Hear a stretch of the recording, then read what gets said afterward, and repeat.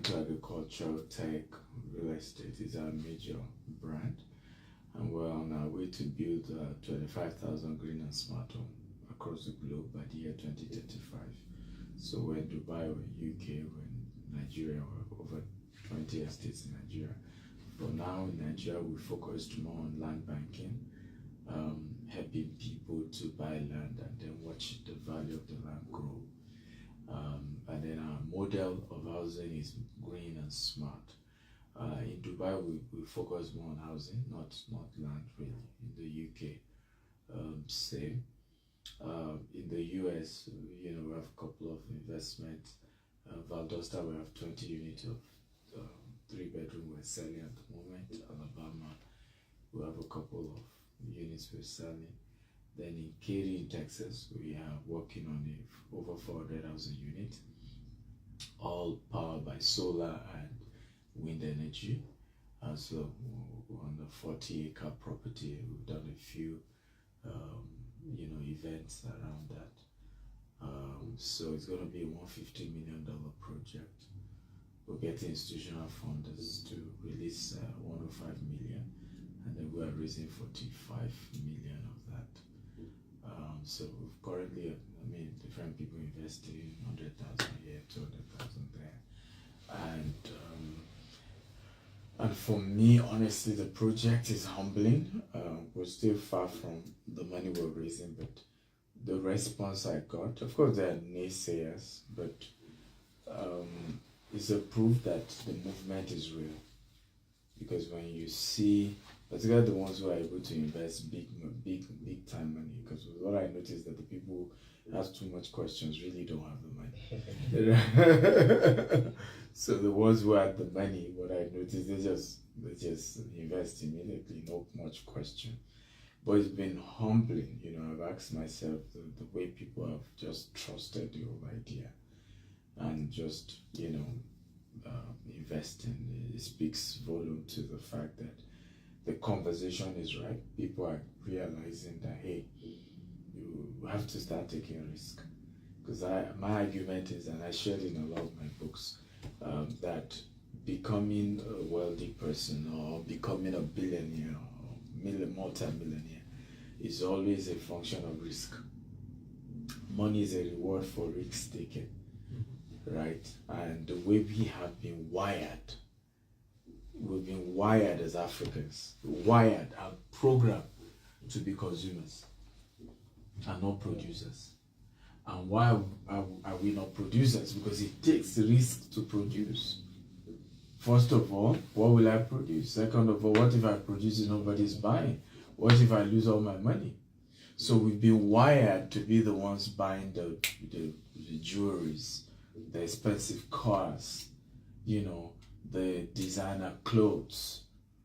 You will literally see a black rapper claim, and I've heard this nonsense, where black artists will not perform because they missed their chain or they forgot their chain somewhere. Can you believe that? So it means that your sense of value, your belief in yourself is a function of the chain you're putting on the wristwatch. And if you don't have it, it's like something's wrong with you. It's like you're not complete. But that's how we've been programmed into that. By the way, it's a program. It's not just that we woke up that way. We've been programmed to believe that you're not worth anything except when you have something to show on the outside. Right? And it's a wrong program. And these are things we need to begin to, change. And even with our kids, we don't want them to take risk. We don't want them to, be careful, you fall. Don't go out alone. Don't do this. So, and all these things have structured, we become timid people. We're always scared of taking risk. Each time I watched over an hour interview of Elon Musk. And it's the real facts about, you may hate a lot of these white guys, but what I've noticed with them, particularly if you want to pick Elon Musk, you want to pick the Grant Cardone as well. pick a Donald Trump, is that they have brutal audacity. They are confident. They are, and they are not caged by all this nonsense, African nonsense we've put in our head, right? To prove that you're a good person is because you're always bowing your head, right? To prove that you're a good person is you're timid. They prove that you're a good person because you can't say the truth to people. You rather gossip about them in their back than tell them how you feel in their presence. These are all the nonsense we've figured out a way to convince ourselves about. And my argument is that needs to stop. We cannot grow with this mindset. We have to put confidence in our people. We have to let people know they can be who they want to be. We have to change the mindset. We have to force our people to start reading. We have to also start telling our stories, because some people are successful but just don't want to tell a story of how did you get to where you are. Right? These are things white people always do. It's always, even Elon Musk that will tell you he doesn't have time to write books. He's gotten an autobiographer that have done like 3 books on him now, that he gave them the content and the permission to write those things about him, and he vetted to be sure what they were saying about him was accurate. But you see the richest black man, no book. The richest black woman, except for ministry book, because she started ministry stuff, right?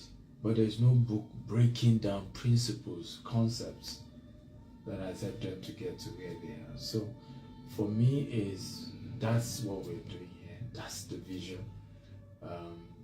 Whether you invest with our company or not, the goal is Africa needs to rise.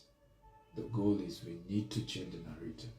We need to start having small meetings like this, and we're not gossiping about the president, not gossiping about some other black guy, but we're critically thinking of how to build systems, how to build companies, how to own companies, how to, build an enterprise, how to take, have some dominion, And lastly, my argument is that we cannot end racism until we end poverty among black people.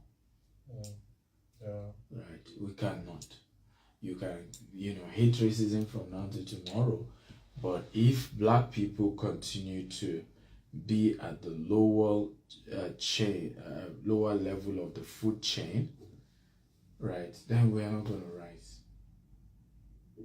Because if we are the ones that are security guys, if we're the ones that are at the lower job level, I've employed a lot of white people who have worked for me. And I've always said that I'm yet to see one of them that is racist to me. Of course, he will lose his job right away.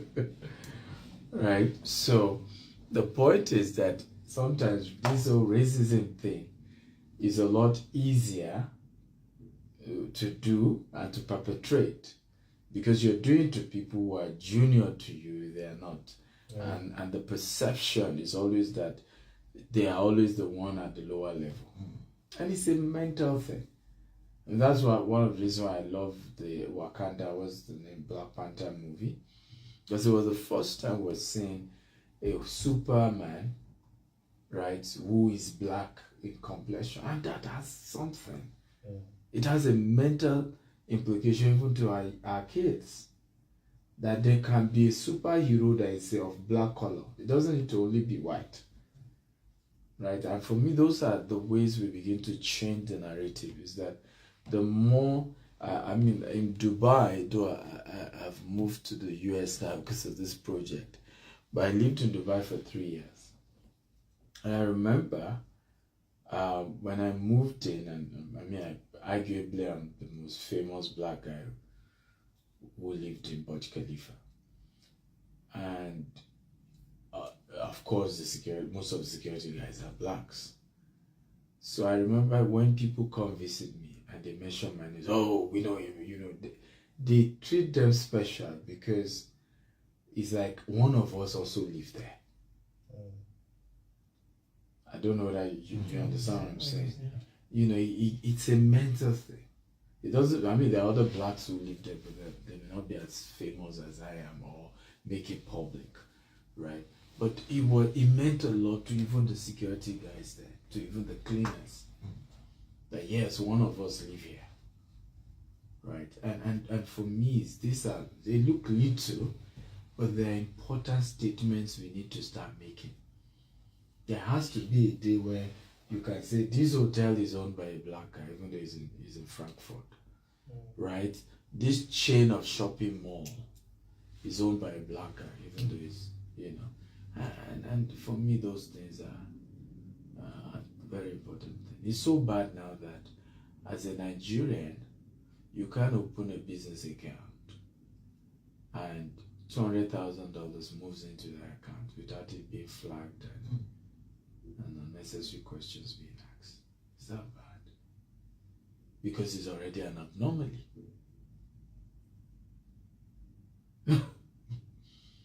Right? There's always already an assumption that money couldn't have come in legitimately. We need to check it. The guy owns a black, Nigeria or Ghanaian passport. And these are things I face daily in business. These are challenges I face.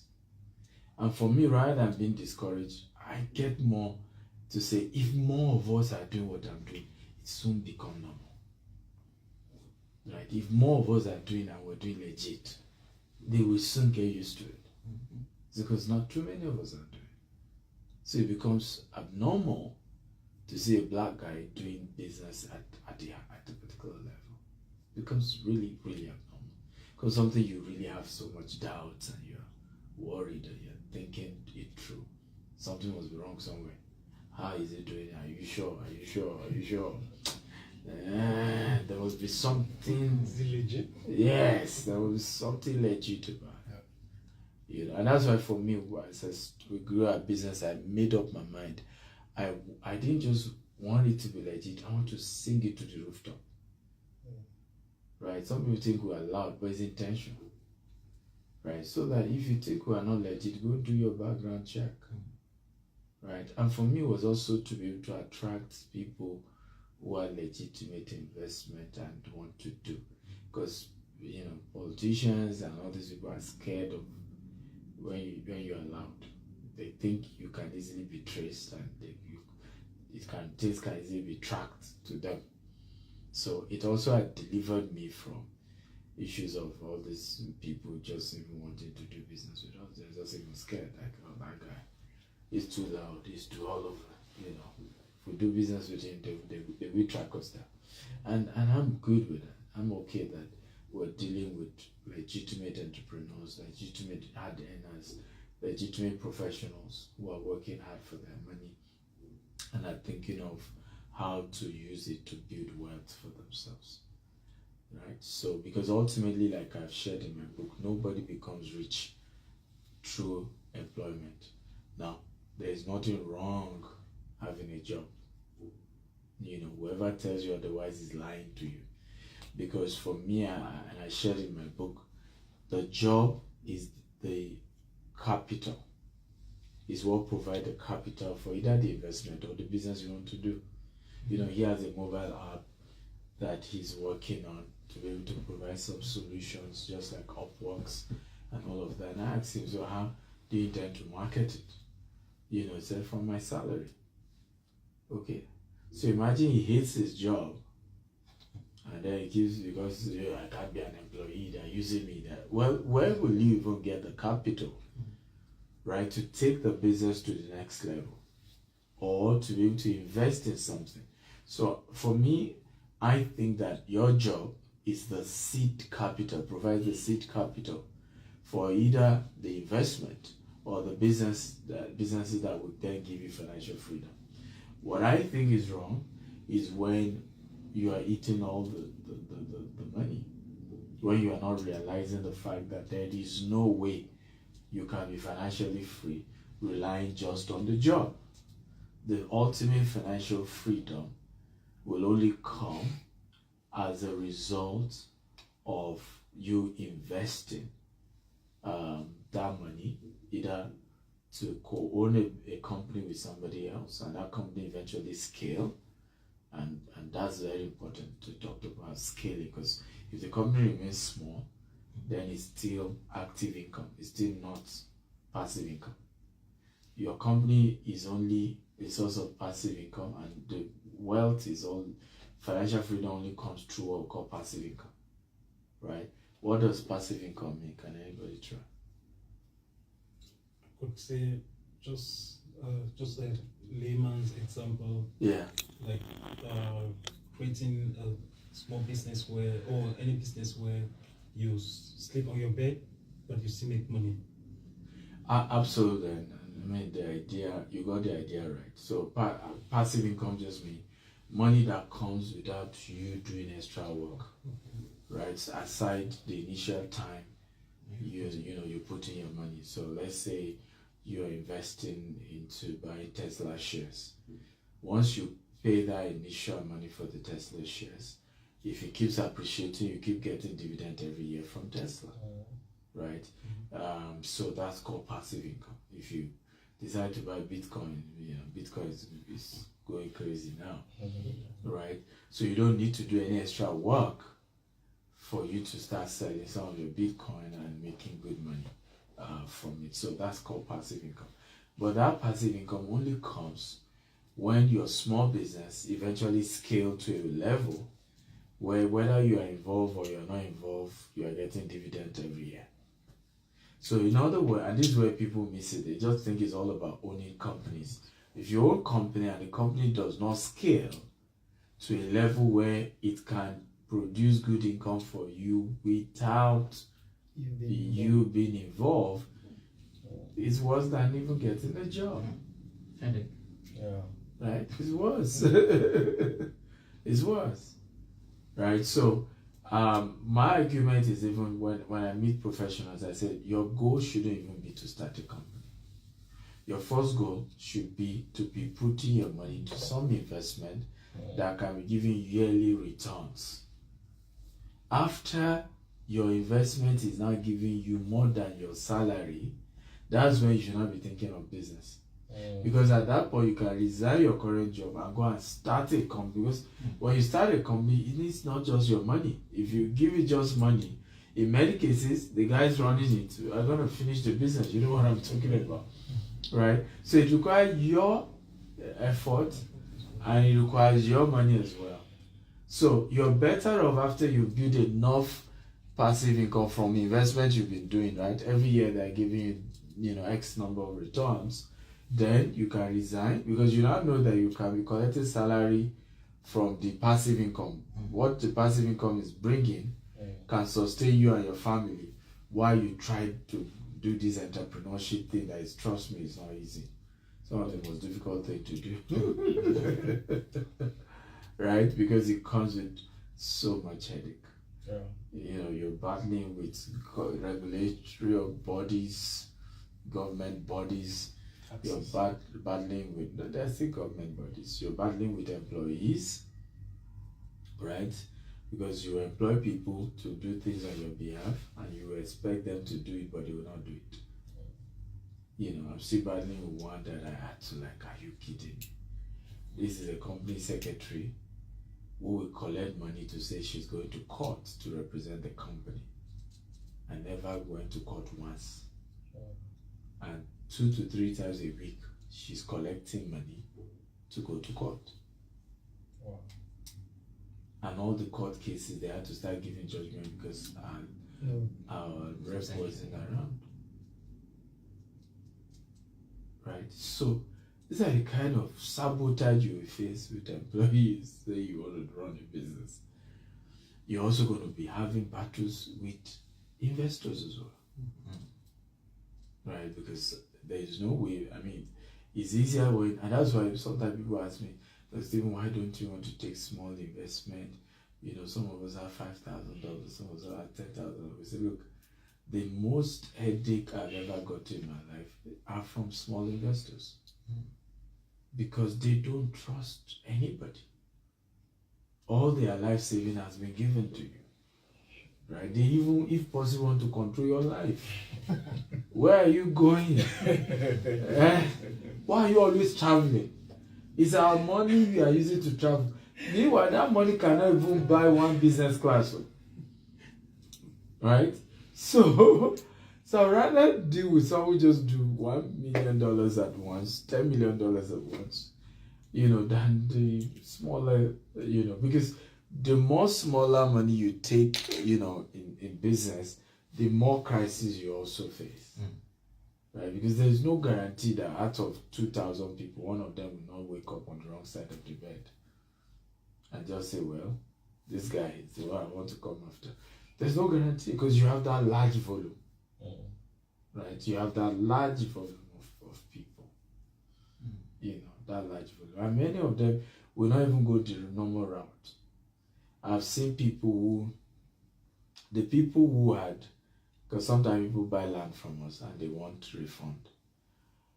And I've realized that the people who get their refund the fastest were those who just went the normal route. They got a lawyer, they went to the Ministry of Justice, and usually they will do a meeting of alternative dispute, right? To say, okay, both parties, how do we resolve? We don't need to go to court. They are usually the ones that spend less money and get whatever they want on time. But guess what? Most people will not even do that because in their mind, you just have to. I cannot get that justice. So they will write a petition that you threaten their life. I'm not kidding. These are what we battle with in our Nigerian business. That you breach peace. Because transaction is civil, right? And so typically the civil route is you go alternative dispute resolution and all of that. But now they have introduced criminal. And what do I notice? For them, first of all, to have turned the case to criminal, the police and the lawyer will have charged a huge amount. Now, to prove that there was any criminal, because remember in the first thing there was nothing criminal, now become difficult to prove in court. And at the end of the day, you just ask them, but why did you do it? Say that's what they told us. Right? But that's also what poverty does, right? Because poverty tells you that, it's difficult to get money. Everybody's all out to cheat you. Everybody's trying to play a game. Nobody could have made it legit. So naturally, mentally, you are already defensive. You're already, you're already mentally prepared for that. Meanwhile, in reality, things are not always that difficult. Right? They are not always that difficult at all. And yes, it's a risk you're taking anytime you're investing. But ultimately, when you look back after a few years, you're better off investing than not investing at all. I look back at when we started buying land commercially 9 years ago. I lost over 120 million at some point. If I remember, I said to myself, if I quit now, then I'm a loser, because all the lessons I've learned in losing all that money is all gone. But if I re-strategize and look at the lessons and then, recalibrate, then maybe I'll recover. And I never shared that story publicly until we started doing, our business became a multi-billion-naira corporation. Because I knew if I start telling people, they say, we knew it. This is why we too were not investing. It's always risky. They tell you always lose. So I didn't want anybody to discourage me. I didn't even tell my friends that I lost that much. Because a lot of us, and that's why many of us don't go far. You want to do investment, you start calling your friends who are not investors. Just discourage us. Exactly, just discourage us. You call your family members who, some of them ask you for 200 euro and you told them you are broke. Suddenly you are telling them to give you advice on a 50,000 euro deal. Like, I just say, what kind of self-sabotage do we often do? Right? What kind of self-sabotage? What do you expect the family members to tell you? Be careful. I suspect they are scammers. What do you expect them to do? So it's ultimately the problem. I remember one of our estates we acquired 2019. Fantastic location, but it was a risk. Because at the time we acquired it, it didn't have a title. But there was a plan to have the largest, road network. They call it the coastal road. It was going to connect like 8 states in Nigeria. And it was going to pass through that location. So we knew that if we get it right, it's like your estate facing the most plowed routes, and that's just increased the value of the property. And it wasn't before you get to Dangote Refinery, the free trade on the seaport. So we knew this was something that was going to be gold, right? So, as people started investing, I remember one of our investors invested when it was just 1.5 million, right?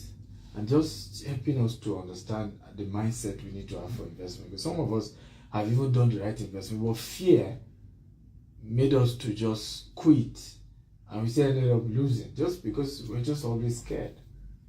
So this gentleman had bought maybe 4 plots or something, and then they told him, well, you need to now pay for documents and you need to pay for development. We're doing fairs, and all of that. At some point, it just started. Even took them to court, and the company to court. Incidentally, few months later, after they had taken us to court, the road construction started. The value today is now 45 million. What he paid 1.5. Wow. Now he wants to settle out of court. So I told her, I said, no, just refund him. Why not even sell it again?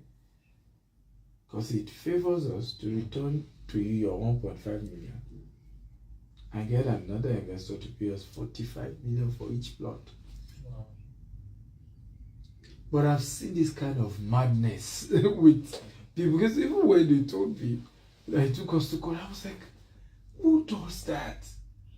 This is a good land. Like, whatever you needed to pay for documentation is not even near the new value of this property. It's not even near. Just do your thing and move on.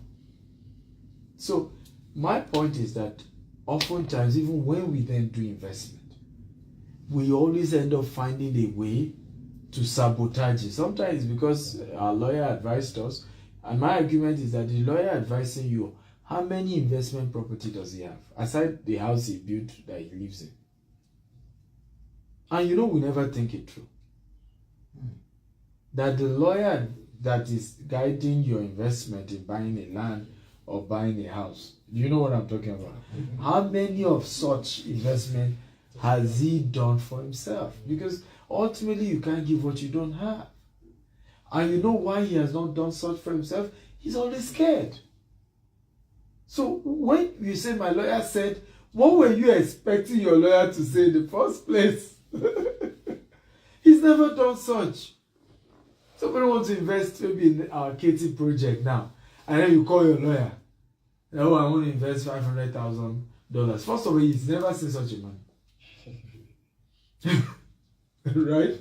He's never seen such a money. Let's be honest. Then, so what do you expect him to tell you? Be careful. I'm not sure. Do you know this guy? How long have you known this guy? It's just going to ask you a whole lot of questions. I remember somebody wanted to invest in a Katie project, and they went to the bank, and then his account officer said, how much returns are they going to give you? Okay, don't worry, the bank will give you. Don't deal with them. We, the bank, will give you that return. Just keep your... Now, if you knew, you could have given him that kind of interest. All this while, he's kept his money with you before. Why were you not giving him all this while? Okay? So it tells you that today, all the properties I've ever bought, including the one my lawyer recommended and said, I know this guy, he wants to sell this, will you buy? Every one my lawyers have always said, let's be careful.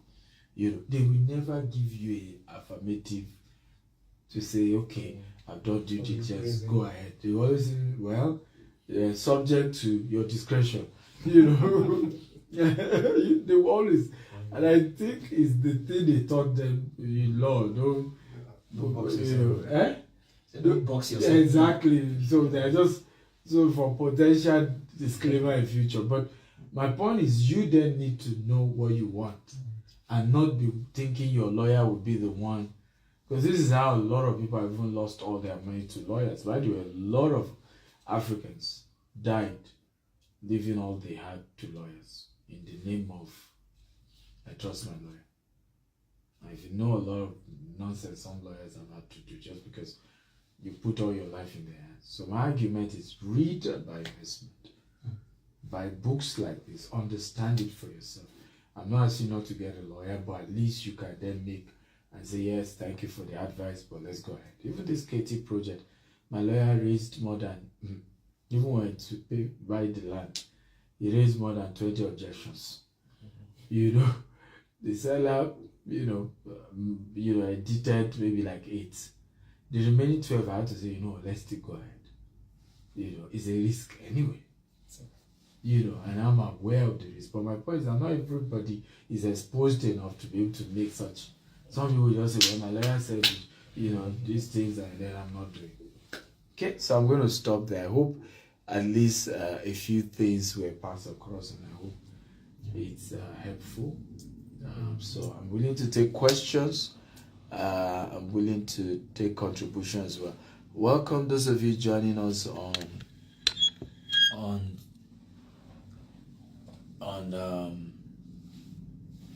IG. Feel free to ask questions as well. I hope you'll be here long enough to know our conversation. So feel free. It's a Q&A now. Thank you. Yes, any question or contribution? Anyone? Yeah, so possibly we start before the others get their questions going. So I have a couple of questions because I've been following you for a while on Insta and all of that, the lives and everything. So my investment story or my financial story is quite a rough one. Yeah. Because I started very young in Nigeria, trying several things, put my hands in a lot of startups and all of that. And somehow at the end of the day, I made a lot of mistakes doing that. And I'm not finding myself saying, okay, I'm doing this right. And then at the end of the day, okay, somehow the opportunity to come abroad came and I came in. So I just want to ask a couple of questions based on that. So how did your story, your business success starts, for example? Because I know you said you made some mistakes, you lost a couple of money. What was the turnaround? Where did it come from? What were the main things you did to really keep yourself beyond your rough moments to overcome? What were those short principles that kept you and sustained you down to this level? That's number one. So maybe we'll start from there. So you have more? Yeah. So why not ask them? Okay, so the second one is you talked about passive income and diversification, and you made a very critical point saying that as an employee, the first thing is not to just start building a business, like you said, that you have to save enough money to be able to 8x. You have to invest enough such that your investment, the return on your investment is more than your existing salary. Yeah. So not savings. If you end at savings, you are not helping anybody. The savings has to be converted to an investment. Yeah. So I want to ask you on about your advice on building a very sustainable passive income portfolio, because there are a lot of things on now, both locally and abroad. There is stocks, cryptos, real estate, and all of that. What's the smart way and the most sustainable way to go about it, in your opinion? So I think those two questions first. Okay, good questions. So the first one is principle that sustain me. In the course of the rough journey of investing.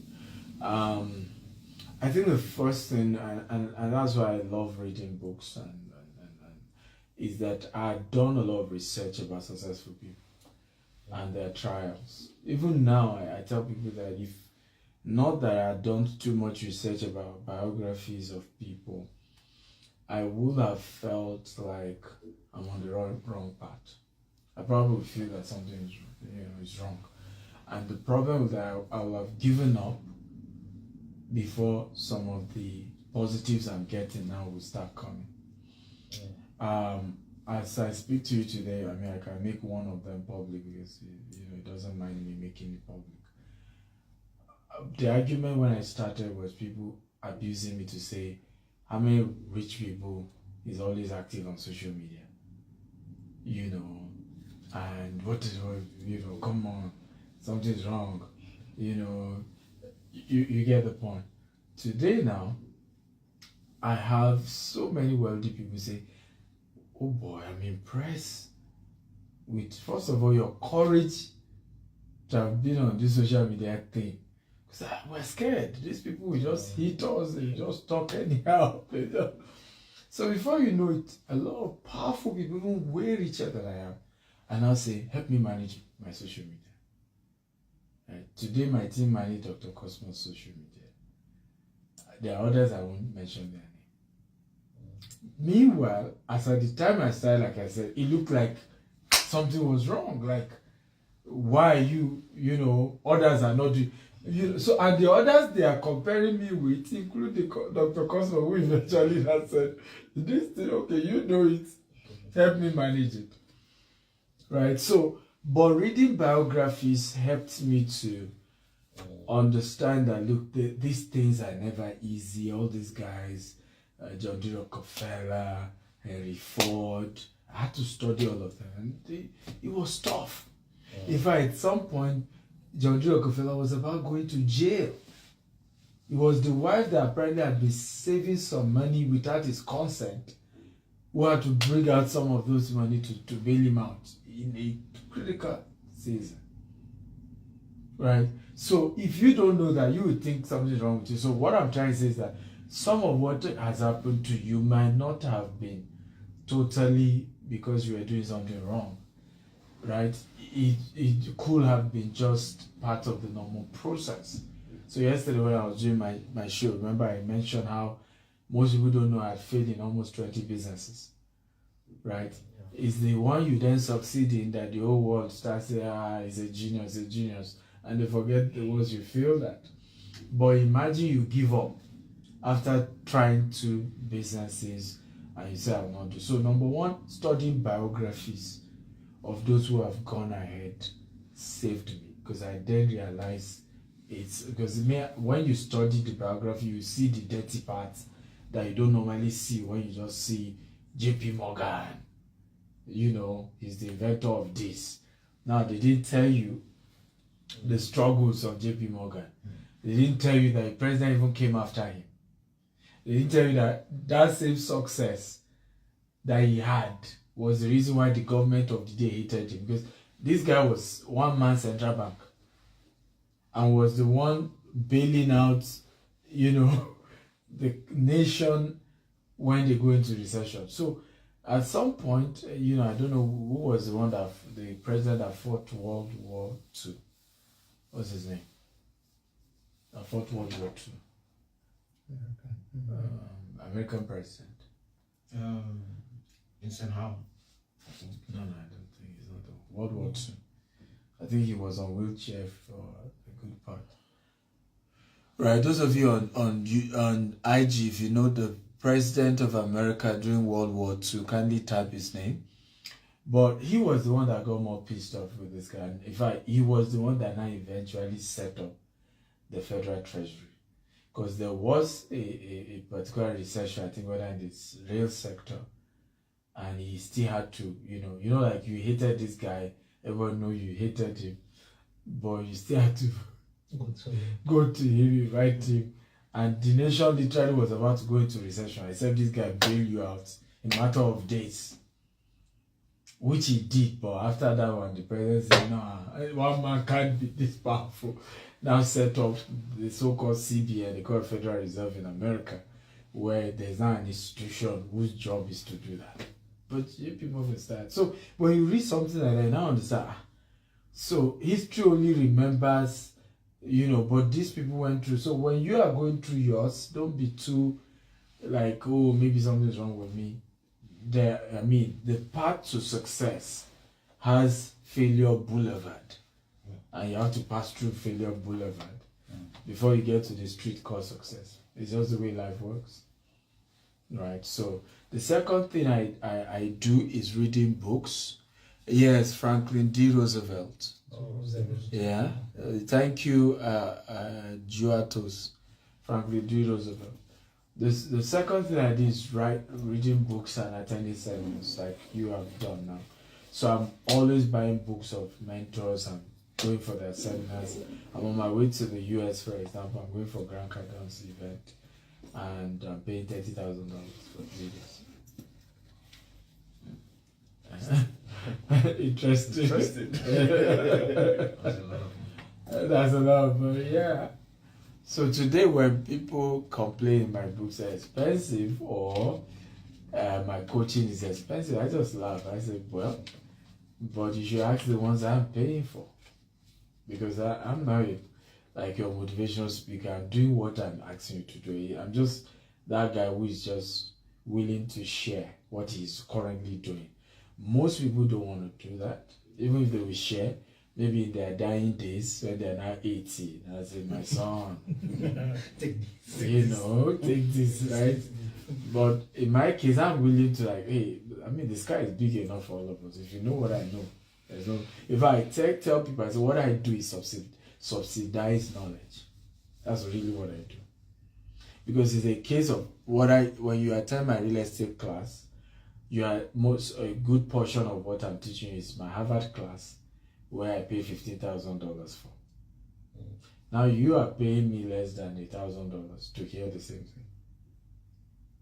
That's subsidized knowledge. And you're not just hearing my Harvard note, you're also hearing how I have been able to localize it and how in practical, not just theory now.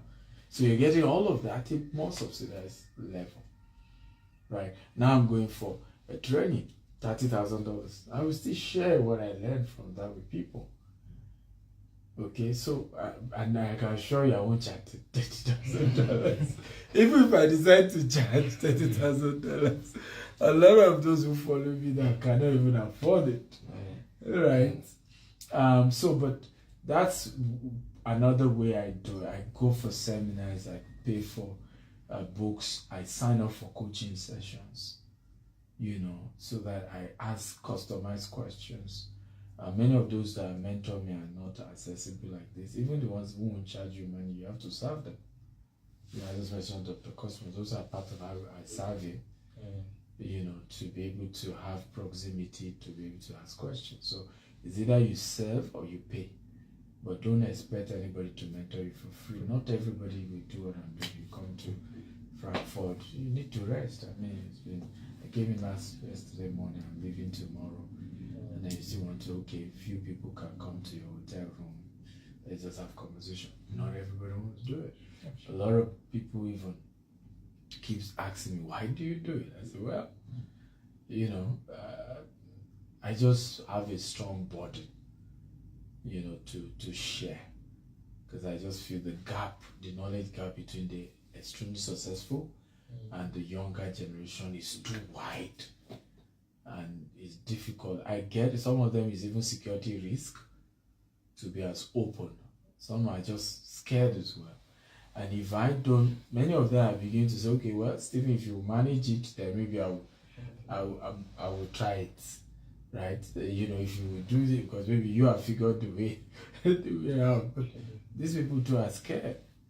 They are way big, and they just don't trust that these people will come and not want to extort them. And they don't even mind teaching for free, but they're just not sure. So somebody has to do it. The second question you asked is sustainable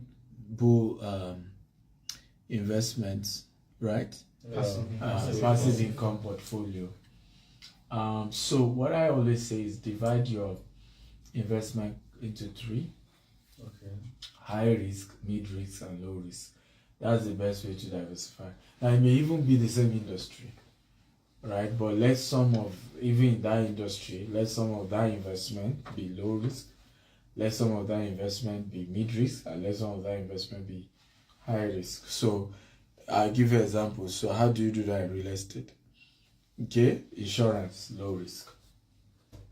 So, for example, all our US investment now all have insurance. Of course, you have no choice. In America, it's compulsory. But there are also types of insurance we're beginning to work. We'll be setting up very soon. That yes, what it will be bringing is so low, but it also positions us for certain things. Even though it's still like a real estate insurance of some sort. But any type of insurance is a form of low risk, and you should do it. Right? So the returns may be less than 5%, maybe 5%, but do it. Particularly if it also has a component on health. Right? So I have some insurance that, for example, they're only going to be giving me 4 or 5% a year. But it has a component that, God forbid, I have a medical emergency. They are going to release minimum $250,000. You see the point now. So if I don't do it because you are feeling but 4 or 5% is too low. But hey, may we not have cancer? I mean, you've seen a lot of people who are wealthy and then it just finish.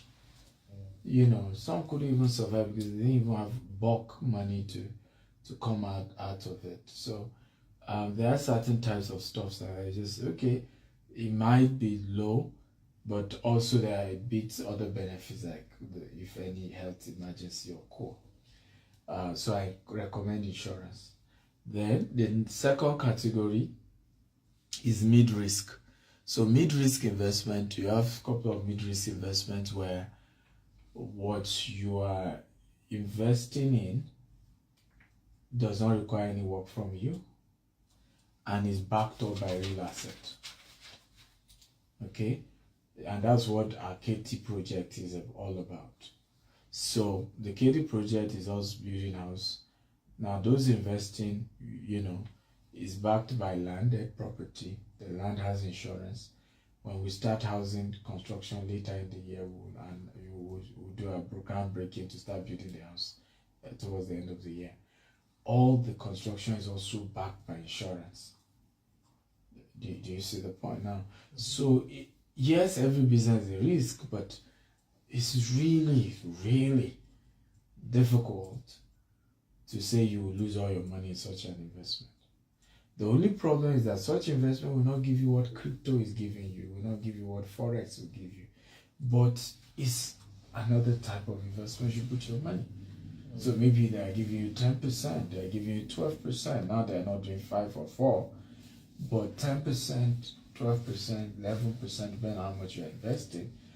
But that's good because observing the principle of compound interest, which is one of the things you can even do and say, I'm giving you that money for 10 years, be doing your real estate with it, and let me get it back after 10 years. What you'll be shocked, because of the fact that the money keeps rolling over, is that what you will be able to have cash, liquid, when you're pulling out 10 years later, almost guarantee you're not a millionaire.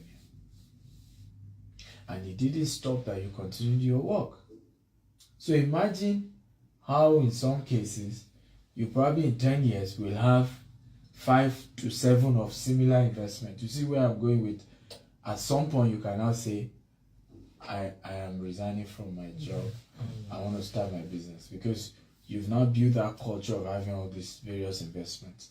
The problem usually is that all we always do is the high risk investment. That's the third one, right? Because the question you always ask is how much returns. Oh, we'll give you 12. So, no, we will do 12. My friend, I can't do 12. Somebody promised me Forex. They will give me 40%. I don't promise you. It wouldn't say per month. Exactly. No, some will even tell you 15% per month, 10% per month. Right? And people will rush and put all their money into that. And when they lose it, they now say, I can't trust anybody. But come on, it was your greed. Don't blame anybody. Your greed made you to lose that money. It was your greed. Because anything offering, the higher the returns, the higher the risk they've taken. That's all. Even the forex thing. There's a way you trade forex, you will not lose money. The only problem is that you cannot be making high profit. Simple. Because you have to have what we call stop loss. Yeah. I don't know, are you getting what I'm saying? So any forex guy telling you, oh, he's giving you 10%, it means even in that trading, he has structured it such that the trading was taking heavy risk. So when people tell me, I lost money, I don't know how I lost money, I'm like, no, you were greedy. So today when people bring investment opportunity to me, I'm saying how much return. When you mention certain return, I'm just saying, well, I appreciate you, but I'm not interested. I say, but it's a good return. I say, yes, it's good, but that's even what I'm not doing. I've never heard of such. Who will tell me they are not doing returns? Some of them now want to be showing me evidence. Look at the evidence of this person got his money. That person got his money. Let me see now. See, should I call Jide for you? You confirm. It's not about they didn't get the money or not. But the higher the risk, the return of an investment, the higher the risk. And the quicker it will crash. So when something is giving you high returns, usually it's between 6, some even feel as early as 3 months. But many is between 6 to 2 years. You check it, since Bitcoin has been doing bullish run, since inception of Bitcoin, has he ever gone up 2 years straight? That's true. Ever. Right? Has he ever gone up 2 years straight? Never. I mean, you take it through. Right? It has never gone up 2 years straight. Never, ever has it happened. Okay? So, meanwhile, at the time you started putting your money in the crypto, you didn't know whether you had 6 months in. And then maybe you just have 3 months to the crash. You didn't know. And that's also part of the problem, because we also don't go get mentors. Pay for somebody who is an expert to coach you. No, I won't pay. I remember I did a training in Dubai. A church invited me, and this gentleman paid for my video course. I just put in $1,000 into altcoin. I thought on how you can make good money from altcoin. Not everything is not Bitcoin. And so he started buying some altcoin. Before you know it, from $1,000 in 7 months to $150,000. Meanwhile, I have a one-on-one coaching program that now goes for $20,000. But as at that time, the one-on-one coaching program was, I think, $3,000.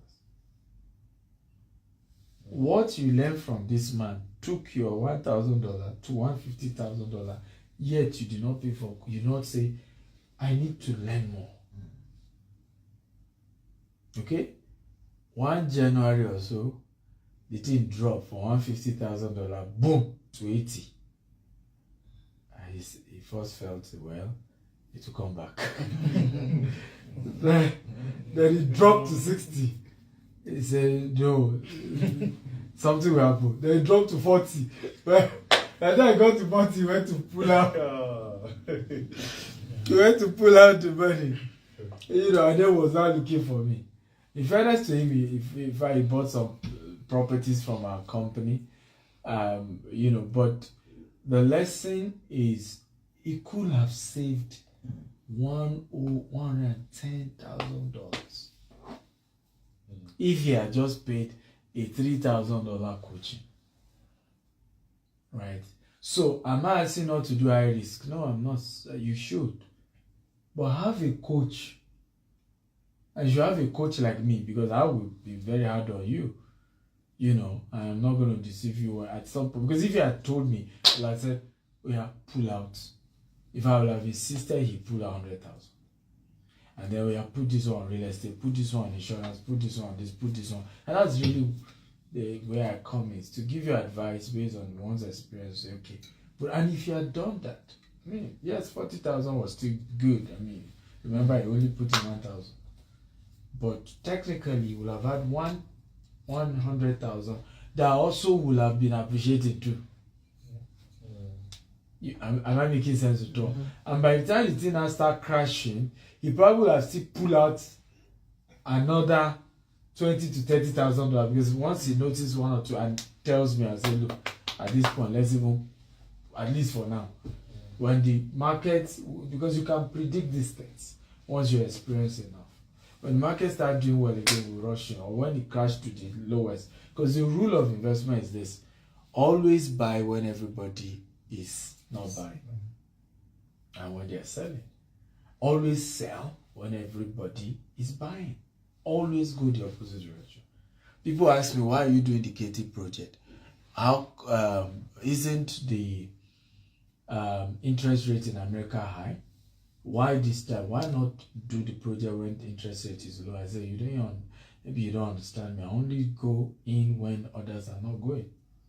So because of the high interest rate in America, most developers have stopped building, because now they are taking loan at a higher, as high as 11% or more. So they just don't want to even touch development. They are waiting for when the interest rate will be low. But guess what always happens? You now have a 2 to 3 year window where there is now deficit of new housing, because most developers stop building. You see the point? You start building now, it means you will now sell your house at a much more expensive price. Also, the people who are selling the land, because I got a good deal on this 40 acre, right? A very good deal. And the only reason I got it was because the interest rate is already high. So the seller is struggling to get a buyer. And then if they see any buyer, they're willing to give you a good deal. That's how this works, ladies and gentlemen.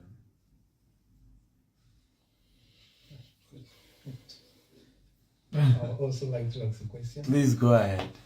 All right. So, all right. In regards to me, over the past couple of years, I discovered real estate was something worth investing in, and my initial goal, I decided to start like some sort of developer, maybe building houses for short-let homes, something of that sort. And I've been in it for a couple of years and looking at bigger projects, looking to introduce bigger projects in Cameroon, similar to what is happening in Nigeria, like building of estates and gated communities and all of that. Again, as we know, in the African economy, there are a lot of hurdles along the way. So my first question is, what advice could you give to someone like me who has where in these kind of projects, all you see ahead of you are just hurdles and stumbling blocks?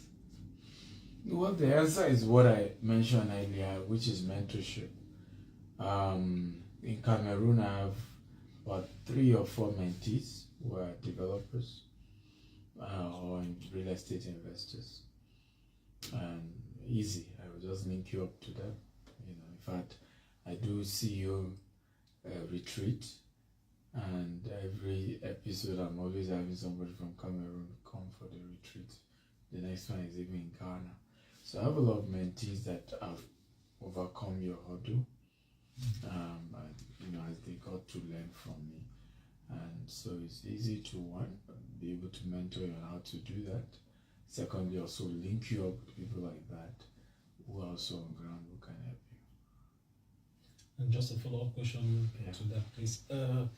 You at this beginning you mentioned that Africa per se is the future, and young Africans who are actually here in Europe, most of the times we have this conflict or this confusion on whether investing in Europe or investing in Africa. Now, what would you advise for a young African who knows actually that Africa is a potential continent? Is it worth it to invest in Africa? In Africa, or to put your investment in Europe? Good question. So somebody on Instagram also asked that question about whether it's too much risk investing in Nigeria, and so and that's that. So to answer the two of you, my answer is that the higher the risk, the higher the returns. The only rule is don't do it alone, particularly if you are not based there. Right? So the mistake a lot of us do is like you're not on ground and then you're doing it alone. Remember, and like in one of my videos where I talked about why a lot of those in diaspora should not pack up everything, because when many Africans want to leave Africa, they sell all their businesses, sell everything, right? And then they sell houses, sell everything. So one of them was asking that why wouldn't they do that? Because if you try to give it to anybody to help you manage, they will sabotage it. And my answer is that the reason they are sabotaging is that you are not doing profit sharing. And you've created the mindset, like we say in Nigeria, monkey they walk, baboon they shop, right? So in their mind, you are here in Germany, Frankfurt, chopping life, 247 electricity, good car, good house, and then they are there in the heat with generator, helping you build your empire, right? But if you had looked for the trusted ones and say, you know what, let's start sharing profit, even if you can't do equity yet, to say anything you achieve, right, I'll give you a percentage. Like in our company now, any staff that makes a sale and they were the one that brought the investor, they get 10%. And it's paid just the same way you pay their salary. So because I see people often tell like, how come you have very passionate staff? It's because we do profit share. And this year we've even added more to even say, when we now make profit generally as a company, because this one we're even deducting, right? You bring the sale, you already get your 10%. It's not even about profit or not. And I say, even when we now make profit, effective from this year, the CEOs, because I've now appointed CEOs for all our companies, and each subsidiary now have CEOs for us. And in fact, our group CEO will have been here, but he's a Muslim and he's just breaking his fast. His family is based in Germany. He's a Pakistani, so he heads all the other 7 CEOs. But the same thing we had to do to say, okay, you know what? Whatever profit is made this year, right? If you hit your target, so January all our CEOs made a presentation to the board. We have a board, and we said to them, okay, fine. If you hit your target, you get 10%. You, the CEO, and your senior management will share 5. Your junior staff will share 5. But if you surpass your target, you get 15. 7.5, 7.5. You, the top guys, get 7.5. Your junior staff, you share. So when you create systems like that, it's not enough, and you have mentorship, okay, and you have consultants. The chances that business will work is a lot higher. But in some cases, just go into partnership. Like, even though I'm not a Cameroonian, if you tell me I want to start, this, I can easily get you guys who I've known over the years, who are Cameroonians, who are on ground, who are successful, that you can partner with and do great stuff. So, and that's where mentorship comes in, because sometimes what you don't even have, your mentor can easily bring in for you. But don't give up on Africa. What I'm doing both. Okay, I'm doing both. In fact, this year, our expansion in Nigeria is the highest since we started. The number of estates we are launching this year is in excess of 20. Right? And that's like what we did in the previous first 9 years or so. Right? So we're aggressively expanding back in Africa, but aggressively also expanding outside of Africa. Just similar to the way we said, divide your investment capital into low risk, mid risk, and high risk. So the same way. okay, have massive investment here in Germany, right, or anywhere else. Could be in Dubai, could be UK, whichever market you're confident will give you good returns. But at the same time, have, you know why? The highest returns is still back in Africa. But the stabilizing currency, the most stable currency, is still here in the West. So if you merge the two together, in fact, what will happen at some point is that you'll be able to get liquidity, which is what we actually have in mind. That this US project and expansion will soon give us an opportunity to be able to have money brought in, repatriated, and profit from US business. You can start bringing it in foreign currency, return it to Nigeria, return it to all these African countries, and the lands we've gotten all these years. You can now start putting polo club, put golf course, put malls, put schools. You see the point now? So I tell a lot of those I've been talking to invest, and you all are welcome to invest as well. Is that this is a legacy project, because once completed, when you control a $150 million project in America, first of all, you can have access to $1 billion in liquid from their financial institution. Now, if I may please, you mentioned also that petty investors give headache. So, where will you situate them now if they want to join maybe the KT project? Are you saying you're a petty investor? No, maybe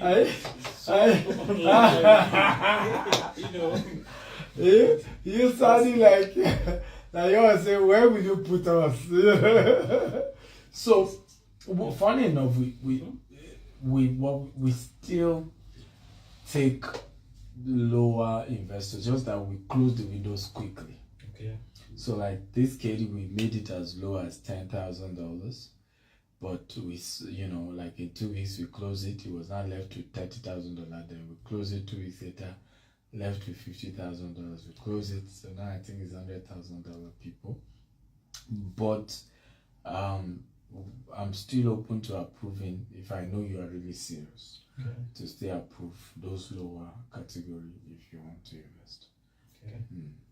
I have a follow-up question as well, not in this regard, but something else. So what you earlier spoke about, you said most of your housing projects are green projects, so which means they are sustainable and it's kind of integrating technology with the housing industry. Yeah. So my question is, in a real estate market, I'll always use my country, Cameroon, where just by introducing some sort of estate projects, it's a really new idea. How do you see introducing such an idea, which is totally new to them, and integrating it with technology and sustainable living altogether? To Cameroonians? Yes. My argument is that value is value anywhere in the world, right? So, I mean, when we came up with the concept of green and smart, we didn't see anybody in Nigeria doing it or saying they want to do it. We were like the first who talked about it. Yes, one of the things we didn't factor in was affordability, which is the reason why we've not built enough houses in Nigeria as we would have wanted. Because now people feel the houses are too expensive, but they will be expensive because we're importing solar, we're importing all these, tools to automate the houses, we're importing everything, right? So my advice would be, if you want to go that route, then think high-end. The land must be bought where the most richest people live, because for me, in hindsight now, if I were to have thought of it, that I would have focused on the green and smart, just go luxury, only buy land in Banana Island. But remember, when I started, I didn't have money for Banana Island, right? So it's more of us buying, 100 acre, 50 acre, 200 acre in places that are not yet Banana Island. We are the ones that now want to turn it to Banana Island, right? So it then means a lot of some feeling, a lot of work, a lot of time for projects like that to mature, you're looking at 20 years, 30 years. So if you're willing to be patient for that long, yes. But if not, just get smaller land space, 1 acre, 2 plots, build, high, maybe 5-story, 10-story, and just do, and make sure it's an environment where the rich lives. Else you build a thing, even if you source for money as well, then people can't even afford it, and that becomes a problem. So thank you very much. You're Dr. Stephen. welcome. And I really appreciate your opportunity to meet you today. Really be inspired. You've given a lot of nuggets on real estate and life in general. I've learned a lot today. But my question would be, in Africa, in Nigeria today, the naira is really battling to have its value back, and a lot of investors and investment coaches are quite on different divide on whether people should save their naira, their hard currency, which is the dollars or euros, whatever, or still keep investing despite the naira being so much devalued. That's one of my questions. Is it safer at this point to store your hard currency or keep investing because the naira is very low now in value? And secondly, my question is, do you really think that the real estate sector in Nigeria is overpriced? Okay, well, some of these questions are in the book, so I will be willing to sign for you guys today for the book. The book is $47. I don't know the conversion in euro. $47 euro. Yeah, about 43 euro. Okay, but I'll allow you to take it for 25 euro each. Okay, and then if you're taking the entire 400 euro instead of 125 euro. Okay, so he will be our accountant for today. Okay, and then I'll sign for you. So a lot of these questions are there just in case I'm not able to answer sufficiently. When you read the book, you'll see answers there. But the first question, my answer is, it depends on what you're investing in. First of all, remember when you keep money in the bank, it is being devalued. I hope you know that. So your euro, what it could buy 2020 when I came to Frankfurt, you won't buy it now. What you could use 20 euro to buy, even the taxi then, I remember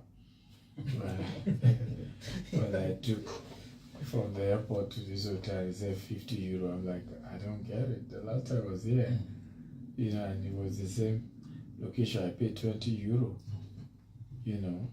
so your money being at the bank, that's why some people we call it savings account, they call it shaving account. Shaving your head, right? So the money is being devalued. And the devaluation is not just a Nigerian thing. Devaluation is occurring, even with US dollars. So it's not a Nigerian issue alone. So number one, putting money in the bank is not wisdom. Storing it, as you guys call it, is not gold now. So if you really want to store, then convert it to gold and store the gold. If you really want to store, convert it to land, and that's my argument. That it depends on what you put it into. Because if you buy, I gave an example, the guy who bought 1.5 million, that land, right? This was 2020, he bought the land. Okay, 1.5 million. Okay, now the same land is going for 45 million. So are you telling me the devaluation, calculate the devaluation now? The guy is still in profit. Are you getting what? The point is just, where are you buying the land? Who is mentoring you? What's the guarantee that what you're putting your money into is going to appreciate in value. And that takes us to the conversation that you are even at an advantage. Because remember, what your 5,000 euro could buy now in Africa, am I making sense at all now? You needed 8,000 euro to buy some years ago. Sure. But because the African money keeps getting devalued, what it means is that you can buy more. So what you should have used to buy 1 plot, now you're buying 2 plots, you're buying 3 plots, you're buying 4 plots. Or you're buying a house that is supposed to have cost you 10,000 euros. I'm just giving an example. Because the naira is getting devalued, now you can buy with 7,000. So you are making more. The only rule is just that where are you buying it? Is it a place that is appreciating in value, or you're going to your village, where properties don't appreciate in value and you're doing it? So at that point, obviously it's a loss. But if you get the right location, it's just, for example, Banana Island. They sell properties in dollars in Banana Island. Eco Atlantic is in dollars, right? So when people talk, it's again, like I keep telling you, don't go the general norm. The majority is not always right. There's also this majority mindset, but they're not always right. The best time as a diaspora to invest in Africa is now that the currency is bad, because you can get more value. But like I told you, make sure you're doing the two, because if I were you, it's period when the African, currency is strong, that I will now sell my asset and buy more here. Do you see now? Periods like this when everybody is selling. Remember what we say opposite now? The period everybody wants to buy, that's when you sell.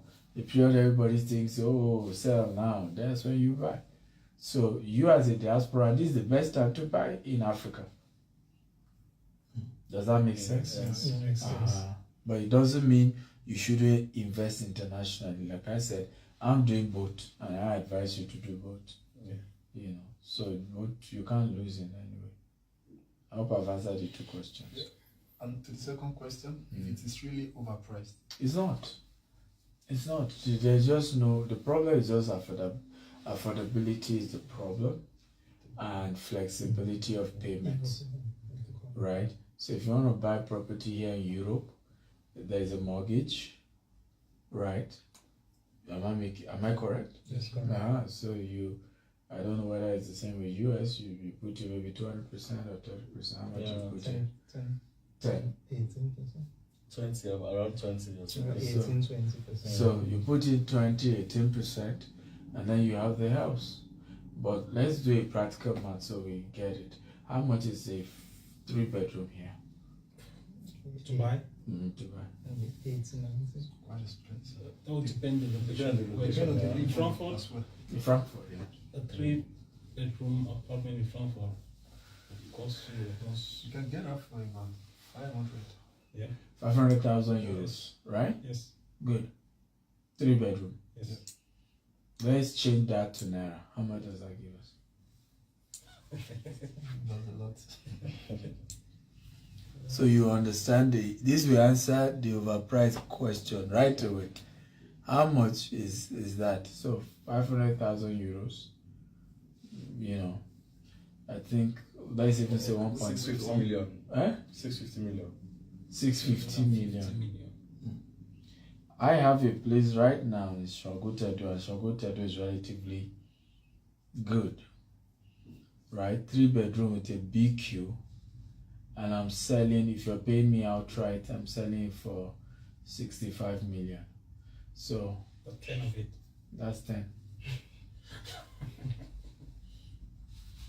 And mine has a BQ.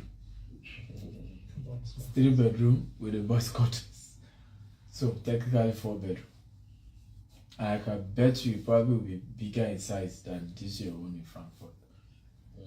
Right? So, but the difference is that here in Frankfurt, you just need 18%, 20%, and voila, you're a landlord.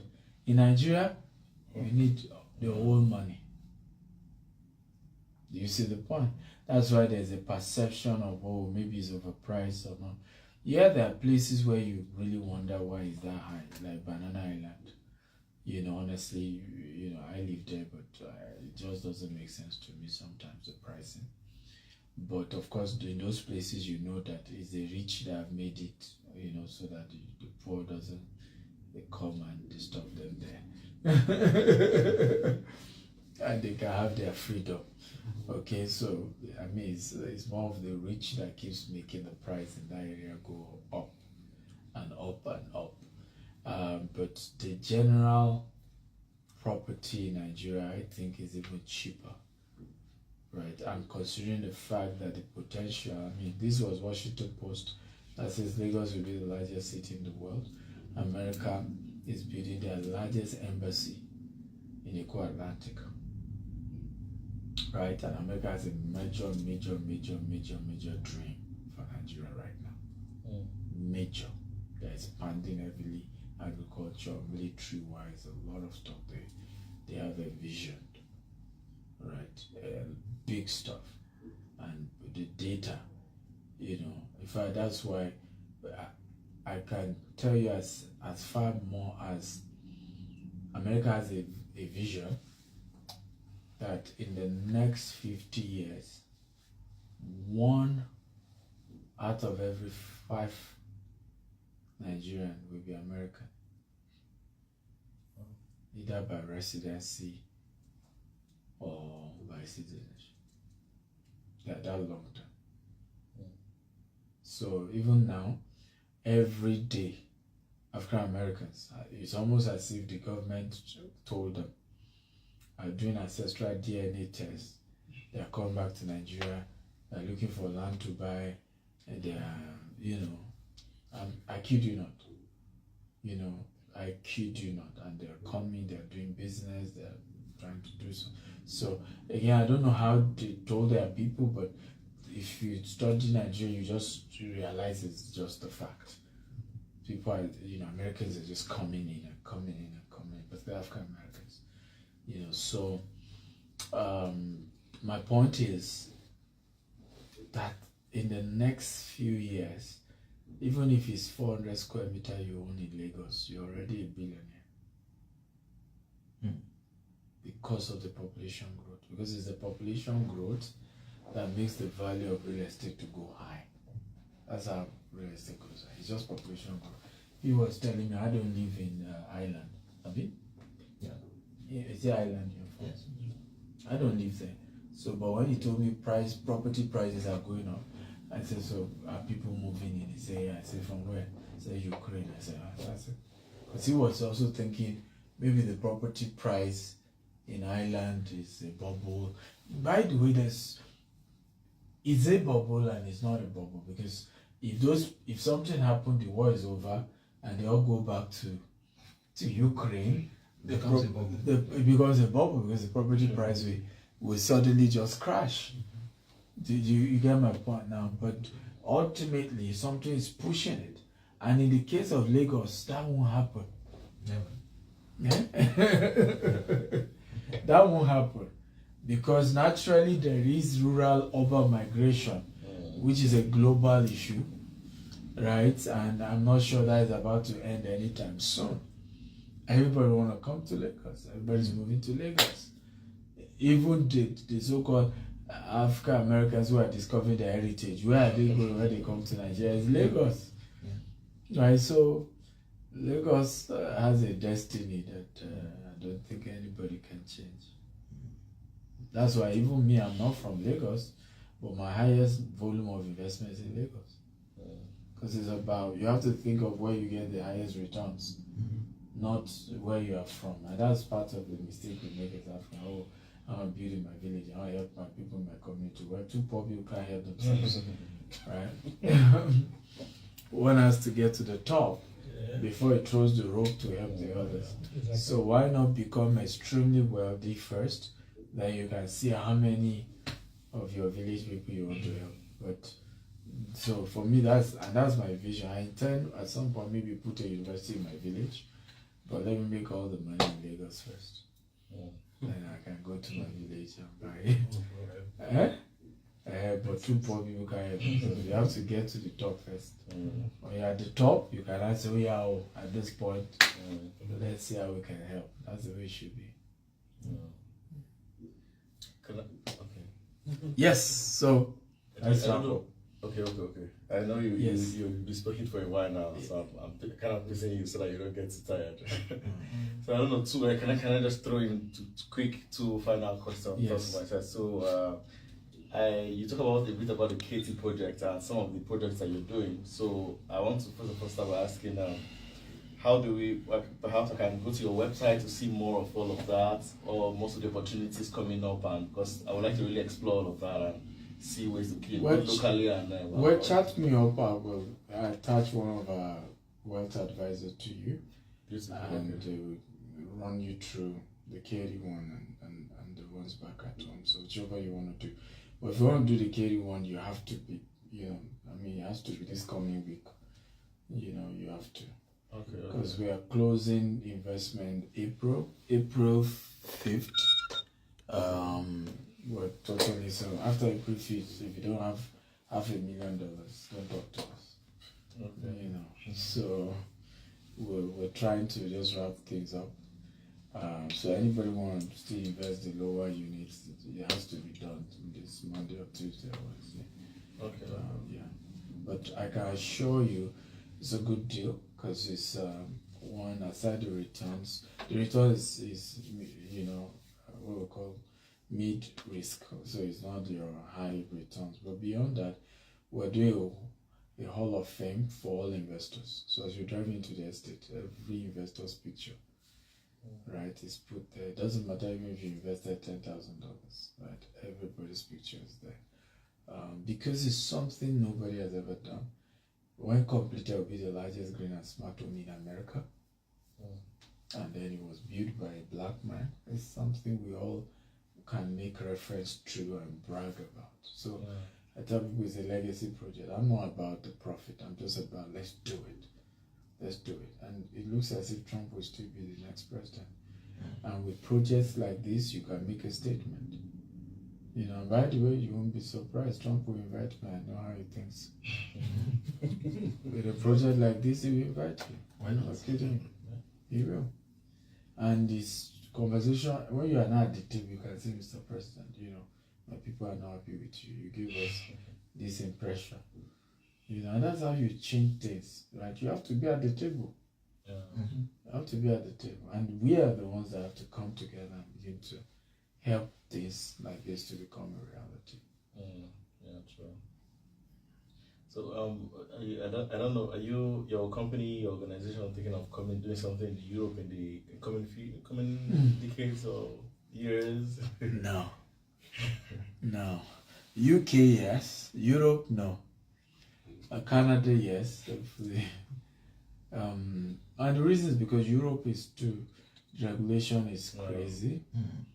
I was in Switzerland.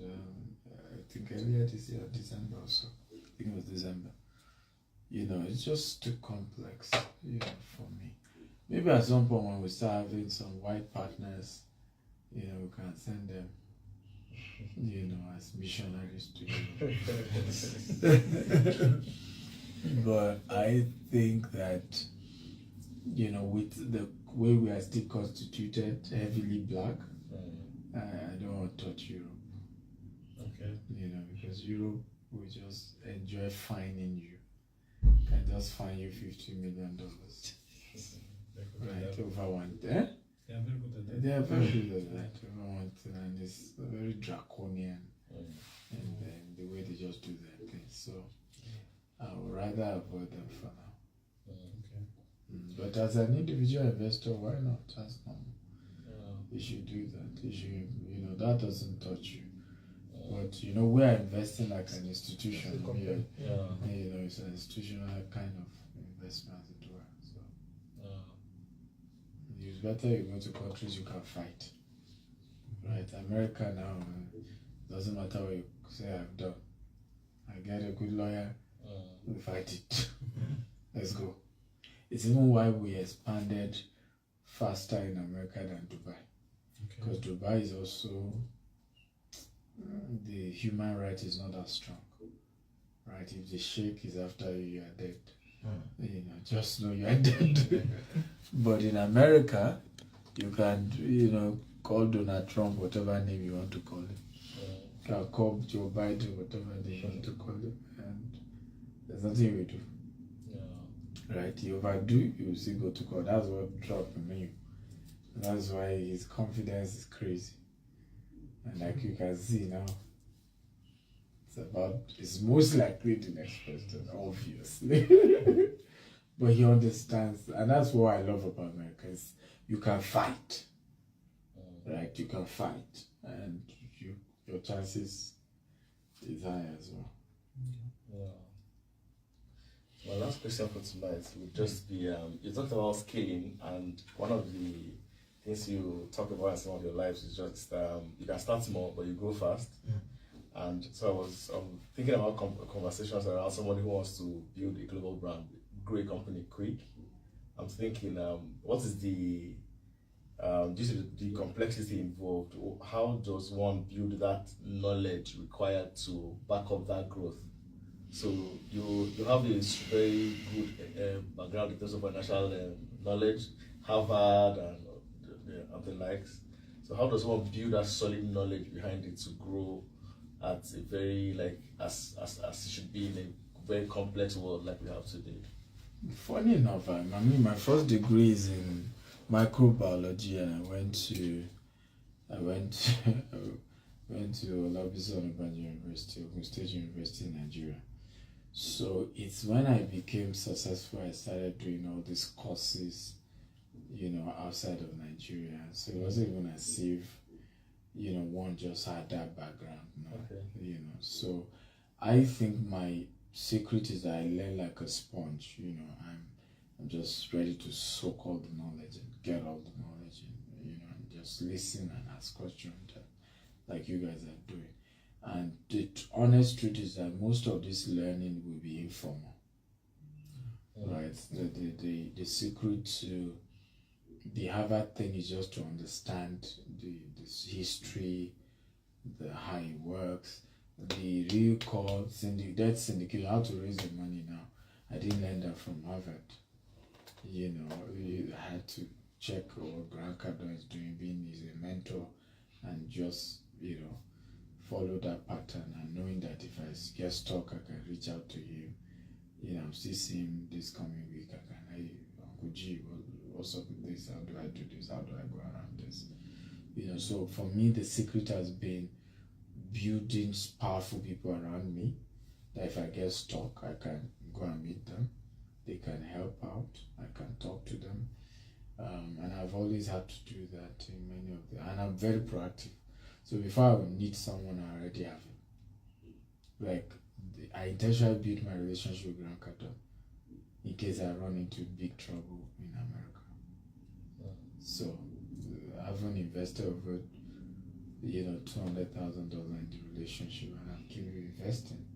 It's because of that. He's a white male, rather than always feel, you know, all the whites are bad. I mean, some of them know what they're doing, and they have $2,000, they would have loved to come black. Trust me. He just likes to be still like a black guy. Really. So you have someone like that, he's way ahead of you. I mean, if he's to advise you on lawyers, if you run into trouble, you know, so be proactive. That's my point. The real secret is that proactive relationship. So relationship that we need 10 years, right? I will start cooking you today. And because it wasn't when I needed you, I came to you. When I now need you 10 years from now, I say, this guy that has always been good, we died there.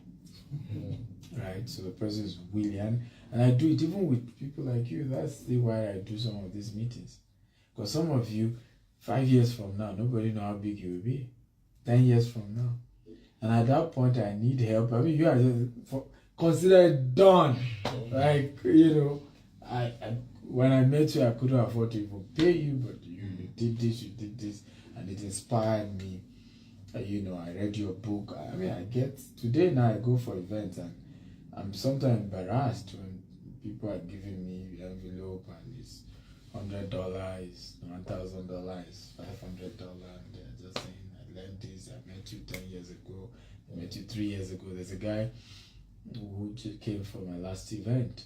I did a free training in Asaba, and it was one of those annoying training, the capacity was 100-seater, and there were just about 50 people that came, and it was free.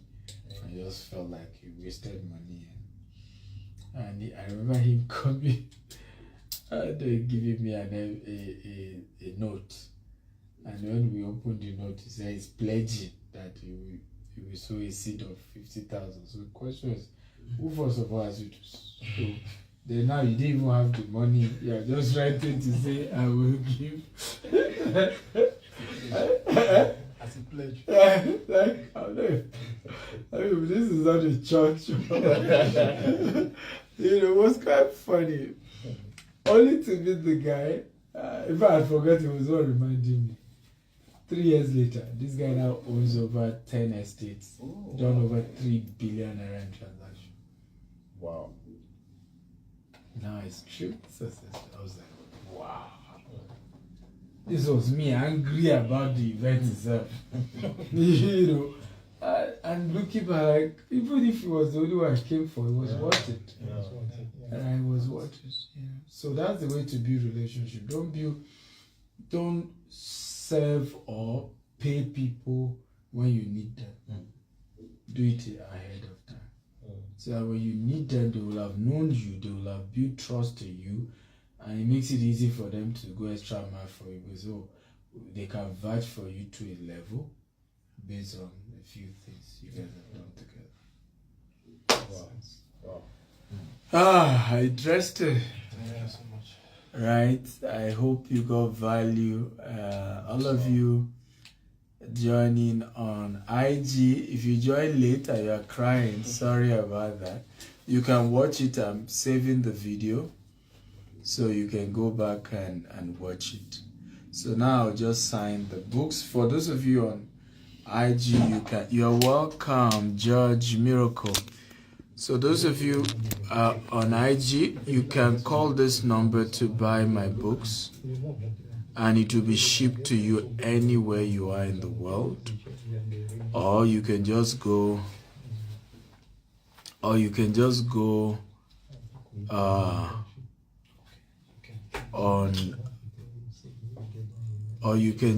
on Amazon. My books are there on Amazon, so you can go there.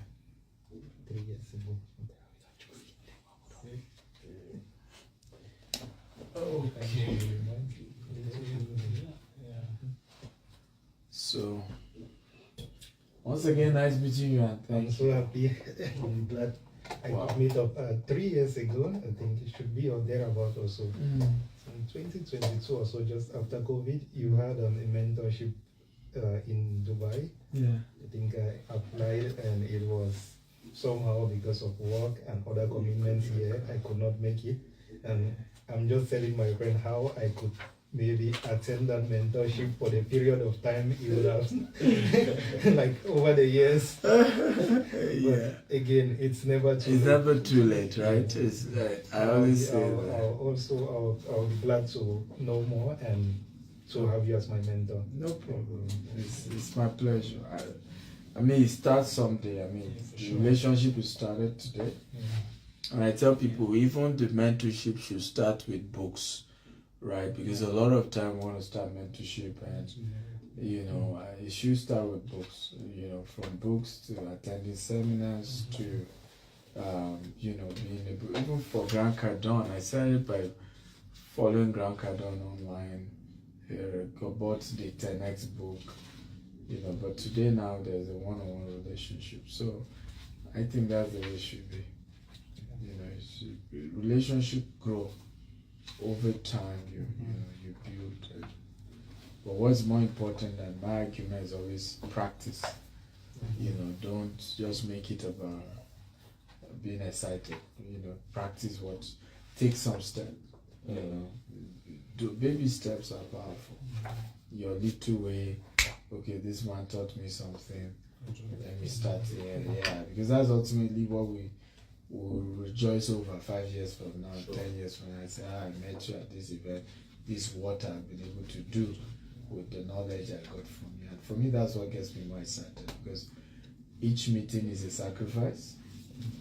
And what gives the joy is who people evolve to become ultimately. That's what gives the joy. Now, okay, we took this risk, we gave this time in, and these people have become this big.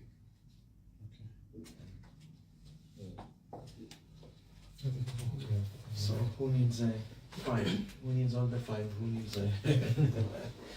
Okay, love you all on IG. We end it today at this point. Live from Frankfurt, Germany. Okay, live from Frankfurt, Germany. We love you. Bye.